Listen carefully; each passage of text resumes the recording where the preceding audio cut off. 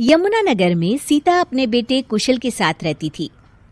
बेटे कुशल के बड़े हो जाने पर वो उसकी शादी पास ही के गांव की एक लड़की खुशी से करवा देती है। बहू, तू जैसी खूबसूरत बहू तो इस पूरी सोसाइटी में किसी की नहीं।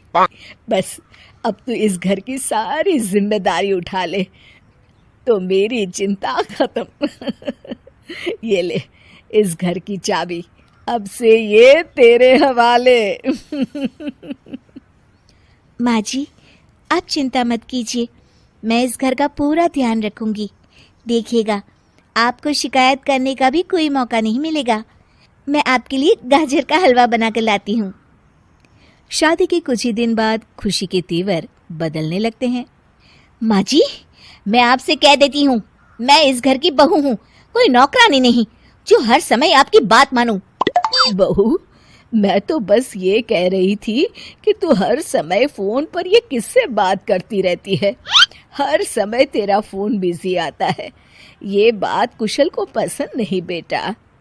हाँ, मेरी तो हर बात सबको बुरी ही लगती है।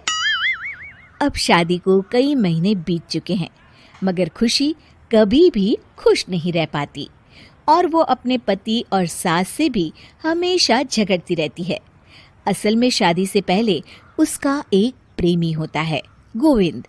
वो उससे आज भी छुप छुप कर मिलती है। गोविंद, मैं अपने पति और सास के साथ खुश नहीं हूँ, चलो ना हम भाग जाते हैं।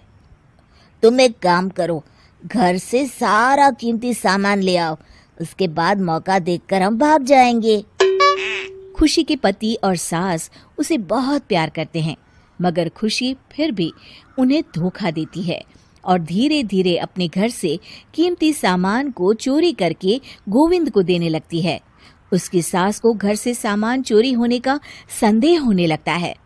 बेटा, समझ नहीं आ रहा, ये घर से धीरे धीरे सामान कैसे गायब हो रहा है। कौन सा सामान माँ? अरे वो चांदी के बर्तन जो मैंने बनवाए थे वो दिख नहीं रहे। यहीं कहीं होंगे माँ, आपकी बहू ढूंढ देगी। कितने बेवकूफ हैं ये माँ बेटे, इनका सारा सामान मैं गायब कर दूंगी और इनको पता भी नहीं चलने दूंगी।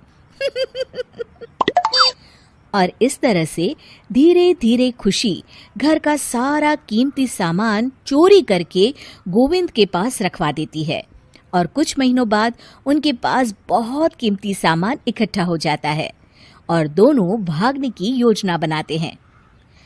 खुशी, आज रात को आधी रात होते ही तुम अपने घर से भाग कर आ जाना। मैं गांव के पुराने बस स्टैंड पर तुम्हारा इंतजार करूंगा। ठीक है।